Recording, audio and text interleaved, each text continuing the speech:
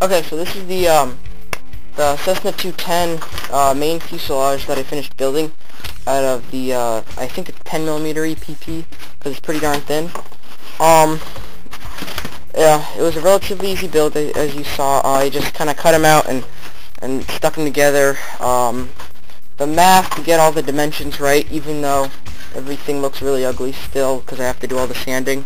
I got them off of this, and then I probably can't see it at all, but I have all of my calculations on the table somewhere, like from here till there, and like in this whole big area. So all kinds of stuff like that. And then the rudder is probably way too big. I know that for a fact. I just kind of cut that out and glued it on. Didn't really do any measurements. I put a couple of bulkheads. I put a bulkhead there, a bulkhead here, and then a bulkhead right there to strengthen it up. And now it doesn't really move at all. I'm really kind of moving it. You can see the foam is moving. That's moving a lot, but the EPP is not. Sorry, I'm gonna toothpick that down. I'm gonna use a like the motors that are in the Park Zone Corsairs and the T28s. So it's like a motor with a 9.5 by 7.5 prop, I think it is. It's plastic. Yeah, like I said before, it's off this little Cessna Park Zone 210.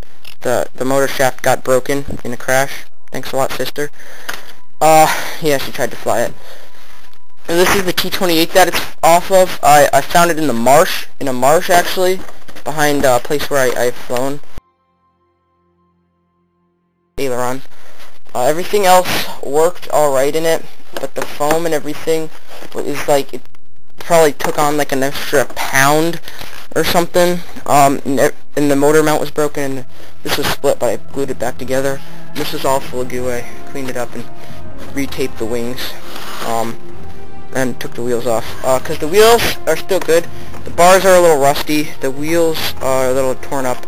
I gotta take the front wheel out and the steering assembly, but all the push rods are still mostly good. We're still mostly good. And then some of the electronics was a working AR-500, which was a great find. I don't like buying those. It'll laugh at me, but I always think the receiver as like an extra thing, an extra, like, it's not part of the plane, it's the extra cost, the extra $60.